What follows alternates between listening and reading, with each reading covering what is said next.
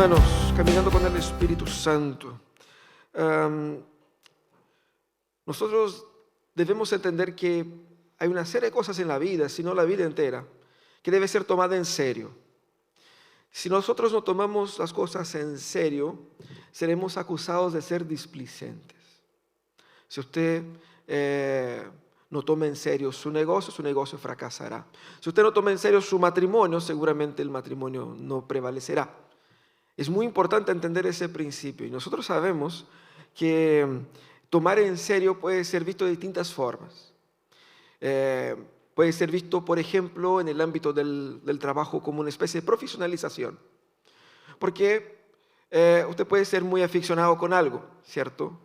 Puede ser un músico que le gusta tocar, compraste una guitarrita, un teclado, una batería y hace sus movidas.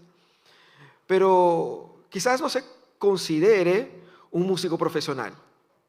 ¿Qué es lo que es un músico profesional? No es solamente alguien que es superdotado con algo, sino que es alguien que tomó en serio esa práctica musical de tal forma a invertir en ella para que ella pueda ser transformada en una fuente de ganancia también. Puede ser visto en varias otras áreas, ¿cierto? Hay mucha gente que hacían videos así y profesionalizaron ese arte de hacer videos y se transformaron en youtubers. Hay un elemento de profesionalización ahí que es cuando uno toma en serio y se lanza. También podemos decir que tomar en serio tiene que ver con formalidad, con asumir algún rango de formalidad. Es cuando uno empieza a conversar con la chica, ¿cierto? Conversar. Están conversando, sondeando el terreno. Y uno pregunta, ¿ustedes son qué? No somos nada. Estamos conversando. Hay un interés mutuo, pero no llegamos a una decisión, a un acuerdo, al punto de decir, estamos pololeando o finalmente nos casamos. Cuando uno dice, no, me quiero casar, es cuando uno dice, uy, ¿estás tomando en serio eso? Sí. Entonces eso va en serio, sí va. ¿Por qué? Porque la formalidad implica en todo un proceso que es claro, evidente ante todos. También la tomada en serio de las cosas tiene que ver también con un aspecto de temor y precaución. Cuando nosotros ponemos una protección ahí en una parte alta de la casa, lo hacemos ¿por qué? No solamente para que quede bonito, porque tomamos en serio la vida humana, es decir, tenemos temor de que alguien se caiga de ahí. O de repente cuando ponemos el cinturón, la idea es que no solamente no nos pasen un parte, sino que en caso de cualquier accidente, ¿cierto?, estemos protegidos. Tomamos en serio eso. Entonces, tomar en serio tiene que ver también con el temor a las consecuencias. El cristianismo, él debe ser tomado en serio. Quizás no en esas características exactamente, en partes sí, en partes no. Pero debe ser tomado en serio. Y Dios desde un principio quiso dar a su iglesia la comprensión de que eso debe ser tomado en serio. Estamos meditando en los primeros momentos de la iglesia cristiana después de la ascensión de Jesús y de la venida del Espíritu Santo. Y cuando nosotros pensamos en la iglesia primitiva, pensamos casi que en una escena idílica de gente que vivía un momento perfecto en la historia. Se amaban, estaban todos juntos, compartían sus bienes. Mira lo que dice aquí el texto en Hechos 4, versículos 32 hasta el capítulo 5, versículo 11. Todos los creyentes eran de un solo sentir y pensar. Nadie, fíjate qué bonito, nadie consideraba suya ninguna de sus posesiones, sino que las compartían. Los apóstoles a su vez con gran poder seguían dando testimonio de la resurrección del Señor Jesús. La gracia de Dios se derramaba abundantemente sobre todos ellos. Qué hermoso, ¿cierto? Y hay más.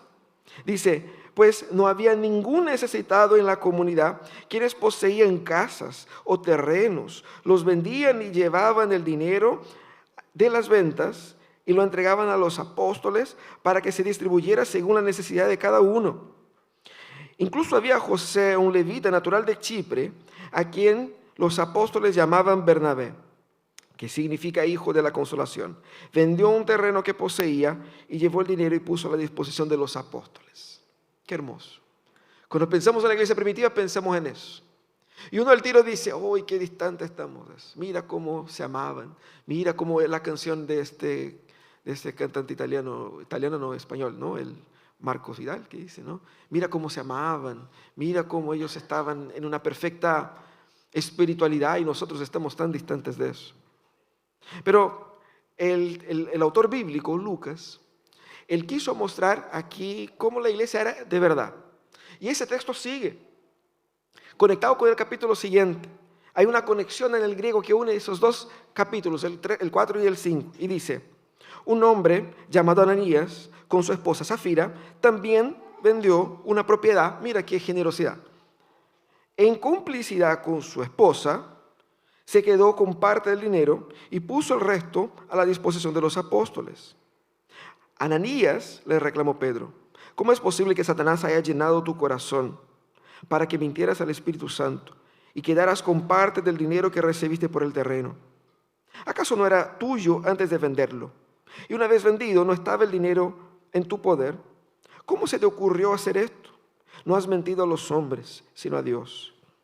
Al oír estas palabras, Ananías cayó muerto y un gran temor se apoderó de todos los que se enteraron de lo sucedido. Entonces se acercaron los más jóvenes, envolvieron el cuerpo y se lo llevaron y le dieron sepultura. Unas 3 horas más tarde entró la esposa sin saber lo que había ocurrido. Dime, preguntó Pedro, ¿vendieron ustedes el terreno por tal precio? Sí, dijo ella, por tal precio.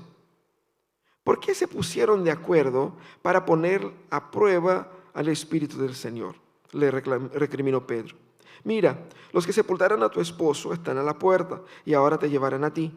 En ese mismo instante ella cayó muerta a los pies de Pedro. Entonces entraron los jóvenes y al verla muerta, se la llevaron y le dieron sepultura al lado de su esposo. Y un gran temor se apoderó de toda la iglesia y todos los que se enteraron de estos sucesos. Mira que es como un sabor agridulce para la escena idílica de la iglesia perfecta, ¿sí o no? Todo estaba perfecto, mira, todos tenían una comunión perfecta y de repente tenemos ese episodio de Ananías y Zafira. Aquí es la fotografía que Lucas da de la comunidad, que nos permite entender realmente cómo la iglesia era, pero más que nada nos ayuda a ver cómo es las Escrituras, que la Biblia presenta la realidad humana y la acción de Dios en medio de la realidad humana. La obra magistral del Espíritu provocó una ola de generosidad.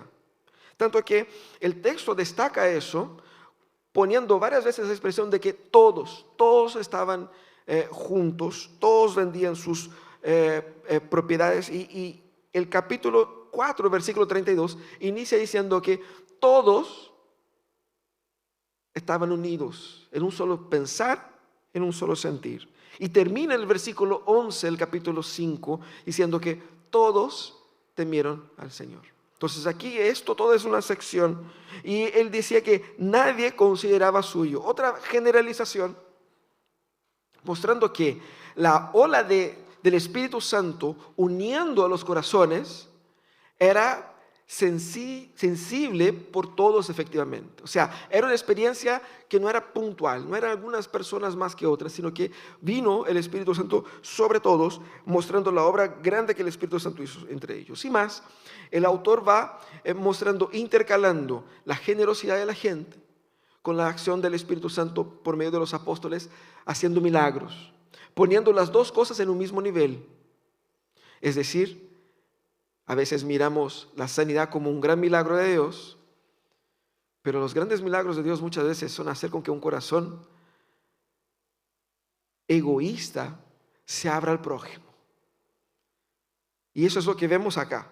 Todo, tanto la generosidad como la sanidad, son obras de la acción sobrenatural del Espíritu Santo. Y es interesante porque vemos ahí esa comunidad y uno dice, qué maravilloso, pero entendamos. Ellos estaban viviendo un momento único. Era su momento. Cada iglesia tenía su momento. Ese era su momento. Y no podemos replicar ese momento en la historia. Es imposible. Porque ellos estaban tan cerca de la cruz y de la resurrección. Días habían pasado de la resurrección de Jesús. Ellos estaban viviendo los primeros momentos de la venida del Espíritu Santo. O sea, todo estaba en carne viva, todo era muy fuerte, muy potente. Ellos estaban viviendo algo muy especial. Por eso era algo único que tenía un propósito también pedagógico para nosotros. No para que viviéramos lo mismo que ellos, sino que para que aprendiéramos cómo el Espíritu Santo se manifiesta. Ahora, en esa fotografía entra ese contraste que Lucas hace entre José, también llamado de Bernabé, que después en ese libro se va a poner bastante famoso porque va a ser el compañero de Pablo en sus primeros viajes. Y José, un hombre temiente a Dios, un hombre que servía al Señor y que vendió una de sus propiedades y entregó a los discípulos, a los apóstoles. Y tenemos a Ananías y Zafira. Y debemos entender aquí eso como una muestra de que esa práctica era una práctica común, se había puesto común en la iglesia esa práctica. Pero que el corazón humano sigue siendo humano, pecador. Y en el caso de Ananías y Zafira vemos nuestra peor versión. Aún aquellos que habían experimentado la gracia sobrenatural de un momento tan poderoso, pudieron caer. ¿Y qué es lo que aprendemos aquí con esa fotografía que nos da Lucas? Nosotros aprendemos a cómo el Espíritu Santo raya la cancha y dice cómo efectivamente tenemos que vivir el Evangelio. Porque quizás en un momento de conquistas y de victorias uno se agranda. Quizás en los momentos donde nosotros estamos bien en la vida, todo va bien, todo va bien. La plata me sobra, problemas no tengo, salud estoy como 20 años menos, ¿cierto? Entonces, chuta, estoy al otro lado, no tengo ningún problema, todo me va bien, Dios me bendice y todo lo demás, todo. Y uno en ese momento es el momento más peligroso de la vida del ser humano. Porque en ese momento uno se confía en sí mismo. Estoy bien, uno baja la guardia. No me va a pasar nada.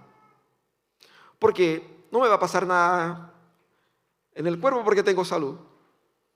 Si me pasara algún evento, tengo plata y lo pago. ¿Cierto? Y es ahí donde uno fracasa. El Espíritu Santo entonces en ese momento de mayor gozo de la iglesia permitió que se viviera este evento tan terrible con Ananías y Zafira para mostrar la seriedad del Evangelio. Y él muestra de dos maneras. Primeramente destacando que el Espíritu muestra que él llama a la iglesia a un compromiso serio, profundo, por medio de la misma unidad que él obra en la iglesia. Mira qué hermoso. El Espíritu Santo transformó a aquellas personas en una comunidad de profunda generosidad, de una generosidad inaudita. Y tenemos que ver un poco eso con atención, porque a veces podemos tergiversar lo que pasó aquí. Una gente compartiendo sus posesiones entre otros y quizás podemos decir, qué bonito, qué hermoso, pero miremos con atención a esto. Eso era claramente una manifestación espiritual de Dios. Eso no es normal. Lo que vimos aquí en el capítulo 4, versículos 32 en adelante, no es normal. Nos cuesta, porque nosotros naturalmente nuestro corazón es egoísta. Usted puede amar a la gente, puede ser una persona bondadosa, pero su ímpetu es primero a mí. Y si usted dice que no, es mentiroso. Puede ser que sea más o menos, hay gente más o menos egoísta, pero esa es la lucha con la que luchamos a diario. Y cuando viene el Espíritu Santo, hace con que se produzca una manifestación espiritual, y esa manifestación era de naturaleza voluntaria. Los apóstoles no dijeron, ahora en la iglesia nosotros vamos a hacer lo siguiente, vamos a establecer una ley, y esa ley va a decir, si usted tiene 2 casas, venda una, si usted tiene 3, venda 2, y así va. No, era absolutamente voluntario como vemos acá. Los que sentían en el corazón, movidos por el Espíritu Santo, por esa nueva vida que Dios había puesto en ellos, entendiendo las necesidades de otros, porque muchos estaban pasando necesidad. ¿Por qué? Al abrazar el cristianismo, algunos perdieron sus trabajos, porque el jefe judío no quería a un cristiano trabajando con él, porque el cristiano era un traidor. Le cerraban puertas, le cerraban negocios, no le compraban las pizzas, no le compraban las comidas de perro. Entonces ya no, o sea, a ese cristiano no le compro nada. Y con eso, menos plata, más problema y hay más personas necesitadas. ¿Qué hacían ellos? Aquí lo que vemos es una muestra bastante potente de la unidad que tenían ellos. Pero pensemos que a veces uno mira y ve solamente el tema económico acá. Pero hay más que el tema económico. El texto dice que todos estaban en un solo pensar. Es decir, estaban unidos en pensamiento, unidos en su doctrina. Ellos todos estaban leyendo el mismo discurso. Todos ellos estaban compartiendo de la misma fe. Y eso es fundamental. No habían aquí el grupo de Pedro, el grupo de Juan, el grupo de no, yo soy más como de Mateo, yo soy más como Pedro. No, era un solo sentir. Ellos estaban con la cabeza en el mismo lugar. Entonces, en la mente, unidos, ellos creían lo mismo. En segundo lugar, ellos estaban en un solo sentir. ¿Qué significa? Significa que ellos experimentaban de igual manera el Evangelio, es decir, su corazón, sus sentimientos también estaban en sintonía. Ellos querían lo mismo.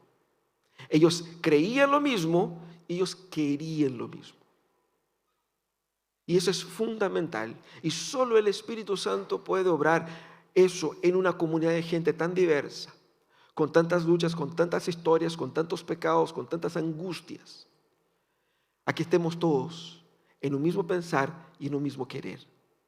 Pero a razón de eso, como consecuencia de eso, es que se demuestra la generosidad que tenían unos por otros, el cuidado y el cariño que tenían unos por otros. Pero eso no era menor, ese compartir que estaban haciendo ellos era bastante importante porque comprar y vender propiedades, que es lo que menciona acá, nunca fue fácil, menos para un judío, porque de repente uno puede tratar en la sociedad contemporánea como comprar y vender un inmueble y chao. Pero muchas de esas propiedades se habían heredado de muchas generaciones. Y era la base de herencia para las futuras generaciones. Ustedes saben que no habían ISAPRE, no habían FONASA, no habían AFP, no había ningún tipo de seguro social. Y para el futuro, para proveer para mis hijos y mis nietos, ¿qué les dejo? Las propiedades. Cuando uno vendía esa propiedad y entregaban a los demás ese dinero, uno estaba no solamente quemando un dinero de ahora, pero un dinero del mañana. Por lo tanto, eso era algo muy serio. Estamos hablando de algo de generaciones acá. Y el texto nos dice que todos hicieron eso, pero decía que eso se transformó en una práctica, mostrando en un lado la gran necesidad que había entre ellos y el gran desprendimiento que había en sus corazones. Y eso es básicamente un breve vislumbre del cielo. Es así como que ese nivel de unidad tan contracultural, tan inaudito, eso es lo que viviremos en la plenitud de la armonía celestial. El Espíritu Santo les permitió vivir eso en una pequeña porción, pero de forma muy potente. Porque refleja una obra especial que no duró mucho. Vemos que el capítulo 5 ya muestra que ya no estaba tan unidos así. En el capítulo 6 empiezan a reclamar porque las viudas de los judíos estaban recibiendo más que la viuda de los griegos. Entonces vemos que no todo eran, pero en un momento ellos sí vivieron una perfecta armonía. También refleja que el derramar del Espíritu marcó ahí esa comunidad para que nosotros pudiéramos, al ver esta comunidad en aquel momento, mirar al futuro y decir, mira, en el futuro tendremos una unidad tan perfecta. Para allá vamos. Ese es el proyecto de la iglesia. Y también muestra que esa unidad entre nosotros es un reflejo de nuestra unidad con Cristo. Y esa unidad con Cristo sana nuestras heridas. Nosotros tenemos que entender, y por eso puse tomar en serio la unidad de la iglesia, porque debemos cambiar el chip del cristianismo como un bien de consumo.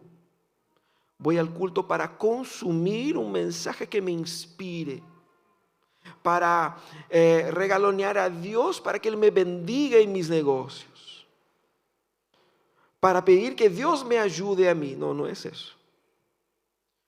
Cristianismo es comunidad. Comunidad con Dios por medio de la comunidad unos con otros. Estamos unidos a Cristo. Yo no puedo estar unido a Cristo sin estar unido a su cuerpo. Porque cuando Cristo venga, Él no va a levantar a los roots individuales de cada uno. Él va a levantar un solo root, el de su iglesia. Y todos aquellos que estén incluidos en esa unidad. Él viene a buscar su iglesia, su cuerpo. La unidad es súper importante. Es la mismísima manifestación de que somos de Cristo. Porque Él mismo dijo, si ustedes se aman, el mundo sabrá que ustedes son mis discípulos. Ser comunidad, hacer comunidad, es ser creyente. No basta consumir con un mensaje en YouTube. No basta con consumir con una música, con un sentirse bien individualmente. Porque no existe individual si no hay el colectivo.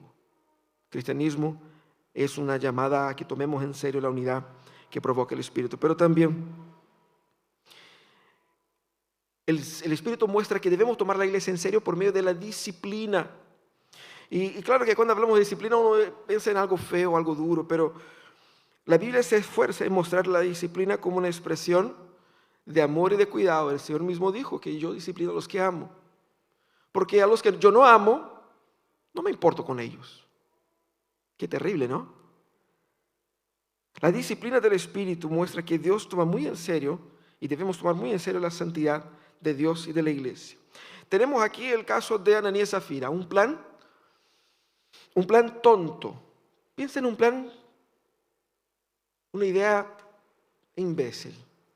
Porque mira, es muy sencillo. Se puso en un momento de moda que la gente estaba vendiendo sus propiedades y regalando el dinero.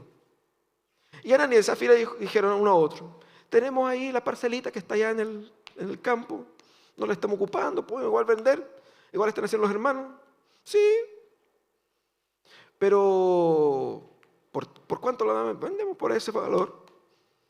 Pero ¿y si nosotros, y ahí siempre hay un lindo que tiene una idea más bonita que otra, ¿no? Que dice, pero podemos quedar con parte de ese valor y decir que la vendimos por tanto, pero en realidad vendimos por más que eso y quedamos con parte. Entonces quedamos con un poco de dinero y quedamos también con la fama de ser como los demás que han demostrado su generosidad. ¿Por qué? Porque si nosotros decimos, nosotros vendimos por 100 millones, pero nosotros estamos entregando solamente 80, la gente va a decir, ay, no está entregando los 20, entonces yo no quiero que la gente me mire pensando que yo soy apretado, que me amo el dinero, cosas así. Quiero que la gente me vea como generoso, no quiero quedar mal con la gente. Entonces decimos que vendemos por 80, nadie tiene que saber. Porque si la gente no sabe, no les va a doler. ¿Cierto? Cierto. Era un plan perfecto, perfectamente tonto. Porque Pedro va a decir acá, ustedes primero no tenían necesidad de hacerlo. Quédense con el terreno. Y si necesitan plata, no entreguen ninguna plata. La plata es de ustedes. Ustedes podrían no vender el terreno, vender el terreno y decir, me vendimos por 100, pero queremos entregar 50. Perfecto. Maravilloso. O ustedes podrían vender el terreno por 100 y entregar 100. Lo que ustedes no podrían hacer es vender por 100 y entregar 80 y decir, vendimos por 80. Porque ahí ustedes están afrontando el Espíritu Santo. Ellos pensaban, como muchos creyentes en nuestros días piensan, que eso ser iglesia, es un acuerdo entre nosotros nomás. Y cada uno tiene su arreglo con Dios, pero aquí es uno con otro. La iglesia es un arreglo social, humano. No, no es así. Y el Espíritu Santo puso ahí la marca diciendo, aquí eso no es un arreglo social. Ese grupo de personas los armó y los unió yo. Y es importante que entendamos eso. Vemos ahí entonces su corazón distorsionado, el corazón de Ananías y Zafira. Y es interesante porque hay elementos que uno dice, pero ellos igual estaban unidos como matrimonio. ¿Por qué pasa que de repente en el matrimonio uno hace sus negocios truchos y el otro no sabe? ¿Cierto?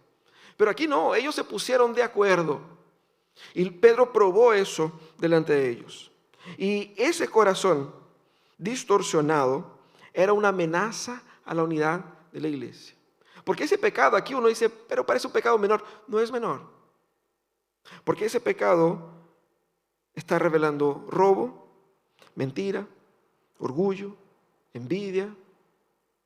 ¿Ustedes se acuerdan cuando antes de comenzar el sermón leímos la pregunta del catecismo sobre los 3 primeros? ¿Qué enseñan los 3 primeros mandamientos? Ellos fueron directamente acá, afrontando a Dios, engañando a Dios. Porque la comunidad del Espíritu es la comunidad de Dios. Lo que yo hago contra ella, lo hago contra Él. Porque Él es la cabeza. Y eso es lo que tenemos que entender. Y por eso la iglesia debe ser tomada muy en serio. Porque la iglesia es el cuerpo de Cristo. Y lo que yo hago contra la iglesia, yo hago contra Cristo. Si trato mal a la iglesia, trato mal a Cristo. Si yo soy pecador en mi privacidad, pero aún siendo parte de la comunidad, yo estoy pecando contra el cuerpo de Cristo. Y es por eso que en nuestra iglesia existe el sistema, el proceso de disciplina eclesiástica. No es para castigar a nadie. Es para que entendamos que yo no puedo pecar solo sin afectar al cuerpo. Porque como Pablo dice, si una parte de mi cuerpo duele, afecta a todo el cuerpo. ¿Cuántas personas que murieron por causa de una pequeña bacteria? Yo escuchaba esa historia de una persona que fue a nadar en una playa, no sé dónde, pisó en una roca, entró una bacteria y murió. ¿Pero cómo? Una cosita así en el pie. Y mató todo el cuerpo. Debemos entender eso. Y el Espíritu Santo, por medio de la disciplina, nos viene a cuidar, a proteger de esas amenazas. Y esa confrontación de Pedro es muy interesante porque ¿qué es lo que hace Pedro? Pedro se presenta a Ananías con la ofrenda y Pedro entonces ya muestra desde partida el origen del plan que tenían ellos. Si Pedro supo por qué él sabía cuánto costaba y cuánto entregó o cómo fue, no sé. Lo más probable que da a entender el texto es que el Espíritu Santo le dio a Pedro la percepción de estos hechos. Y Pedro no lo acusa, sino que comienza preguntando, oye, ¿qué pasa aquí? ¿Eso es así? Sí, es así. Y él va y dice, ¿cómo permitiste que el Satanás te metiera en tu corazón? Pero Satanás aquí tiene la culpa en el origen, pero no al final. Porque él dice, al final tomaste una decisión tú, confabulaste algo en tu corazón.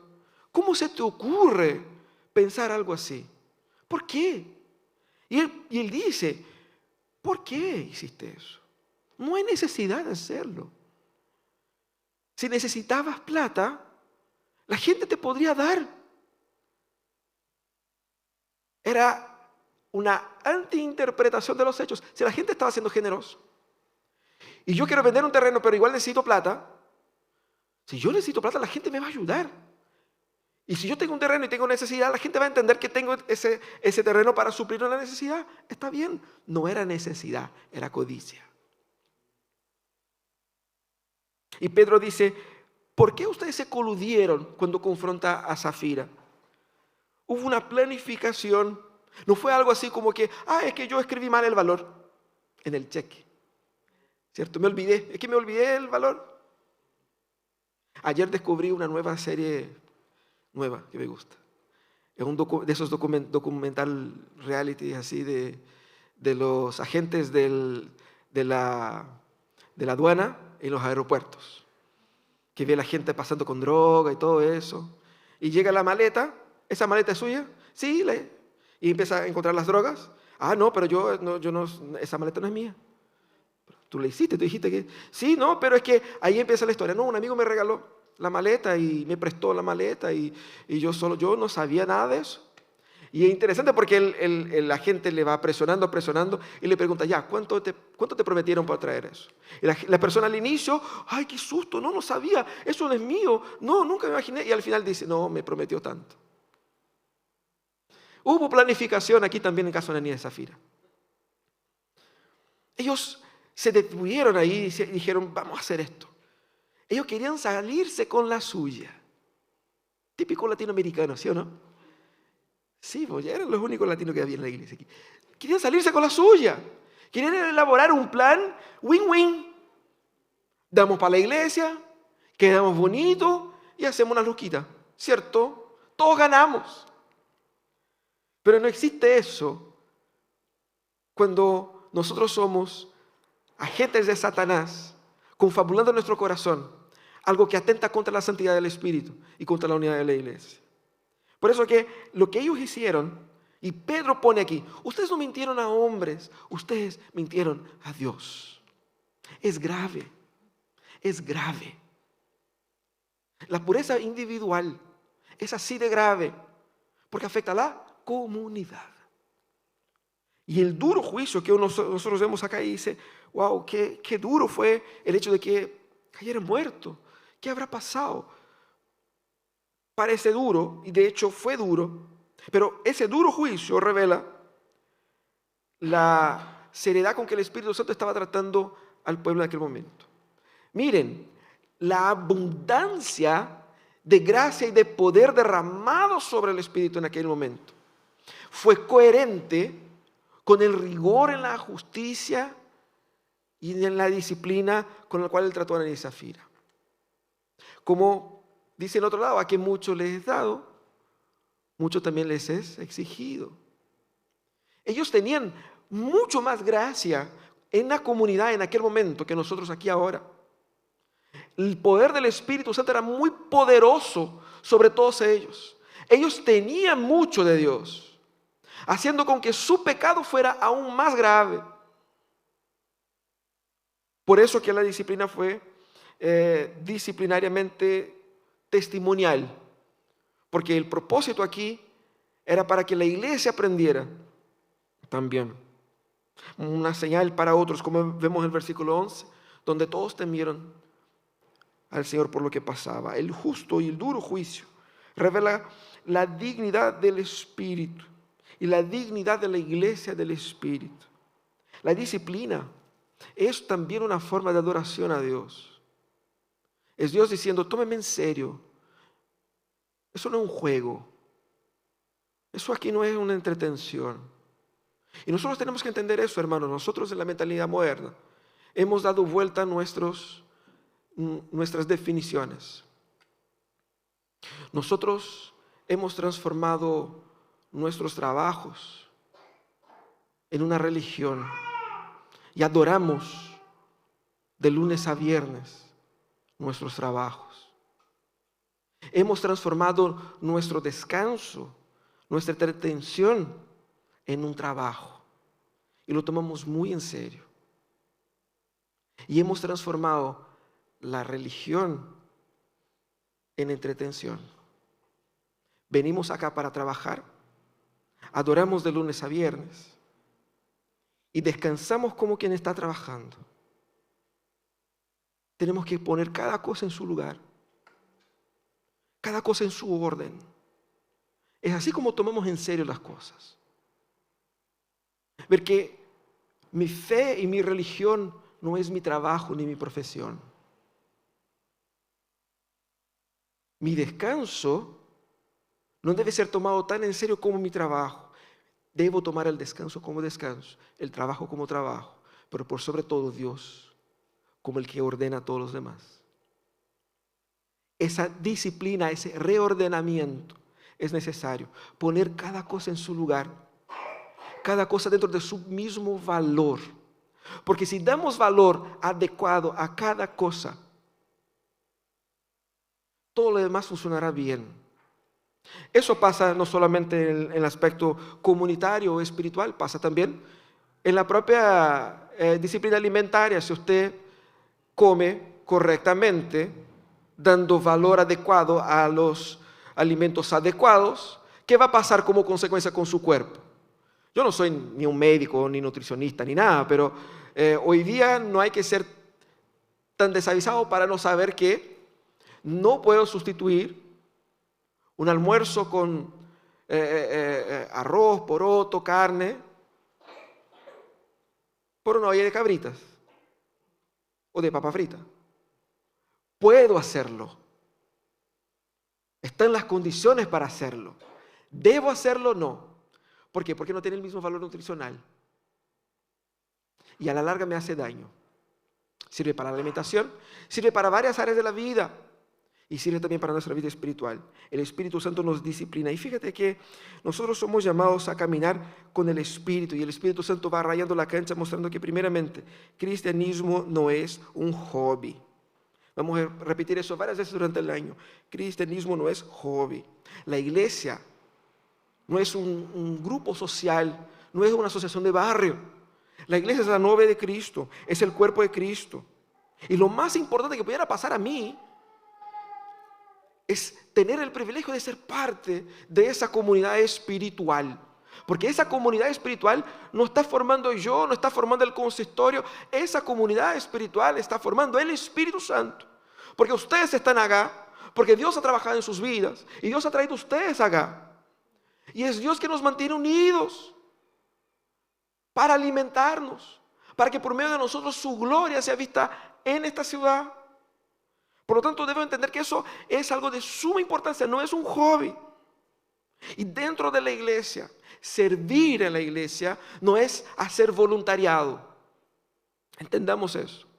No tenemos voluntarios acá. Tenemos siervos de Cristo. Porque si Dios te dio un don, Dios te dio un deber. No es voluntariado, no es si puedo, no es si no tengo nada más que hacer, no es cuando tenga un rato libre, no es una ficción que yo me dedico en los momentos, no. Como siervo, yo tengo el deber de hacerlo. Tenemos el deber de cuidar unos a otros. No es si me den las ganas, no es si tengo tiempo, si mi religión de lunes a viernes me deja a meter un poquito de tiempo en ese hobby que es el cristianismo. No. Debemos entender que no es la comunidad que tiene que ajustarse a su agenda. Soy yo quien tengo que ajustar mi agenda al plan de Cristo en el mundo. No es que voy a dejar mi trabajo y voy a dedicarme 100%. Si es el llamado de Dios para ti, es el llamado de Dios para ti. Pero entienda, nosotros debemos entender las cosas como cada uno ocupando su mismo lugar. La importancia de lo que hacemos acá no es menor. Debemos entender que yo no estoy haciendo un favor a los demás cuando aporto, cuando al final me muevo la silla o hago el aseo, qué sé yo. No estoy haciendo un favor a nadie. Esa es mi obligación. Sea yo como pastor predicando todos los domingos, no estoy haciendo un favor a ustedes, mire que estoy aquí. Ese es mi deber. Yo fui llamado para eso, esa es mi obligación. Y un siervo no tiene agenda. Un siervo no tiene opción de si puedo o no, de si me dan las ganas o no, de si me tinca o no. Si hay un llamado, si hay un don, hay un deber. En ese sentido, la comunidad es seria. Pero debemos entender que unidad no es y nunca será el resultado de aplicar los programas correctos. Si nosotros hacemos un asado, una junta, un paseo, un retiro, un evento, y ahí entonces la gente se va a unir. La gente ha peleado por encima de los eventos comunitarios más variados. Desde chicos nosotros escuchábamos, vamos a armar un grupo de jóvenes para jugar la pelota e invitar a los amigos no cristianos para que sea una puerta de entrada a la iglesia. Era una puerta de salida.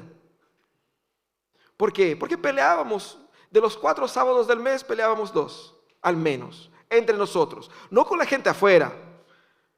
Eran los creyentes peleando entre sí. Que se rompieran las canillas y todo lo demás, ¿cierto? Gente peleando dentro de las mismas actividades espirituales. Una reunión de oración donde la gente se peleó. ¿Por qué no? Porque tú quedaste de traer esto y yo quedé de hacer otro y queda mal, se siente mal. Porque el otro me miró y yo dije, si están para adorar al Señor y están peleando porque uno le dijo algo y que pensó que iba a hacer y que no hizo. Programa no genera unidad. Lo que genera unidad es la obra sobrenatural del Espíritu Santo en cada corazón. Por lo tanto, nosotros debemos entender, si queremos una iglesia unida y que de esta unidad genere para la sociedad un anhelo de que Chile sea así, debemos nosotros buscar ser llenos cada uno del Espíritu Santo. Porque el impedimento a la unidad es mi corazón egoísta. Es tu corazón codicioso y egoísta. Es nuestro corazón pecaminoso. Por lo tanto, yo puedo ser una amenaza a la unidad de la iglesia cuando yo no busco estar caminando con el Espíritu Santo. Vamos a orar, vamos a pedir que Dios en su gracia nos ayude a tener corazones como el de Bernabé, llenos del Espíritu Santo, pero que también tengamos ese nivel de compromiso, que podamos decir, Señor, quiero tomarte en serio. Ya, dejemos de jugar, dejemos de andar. ¿Qué es lo que somos? ¿Estamos pololeando o no? ¿Nos casamos o no? Ya no quiero andar pinchando, no quiero andar ahí. No, sí, yo quiero en serio, en el papel, aquí. Eso. Y un compromiso que conlleve una dedicación, un servir, un amar, un cuidar, un ser. Porque lo que Dios está haciendo en nosotros es algo sobrenatural. Y yo quiero ser parte de este sobrenatural. Señor amado, te pedimos en este momento.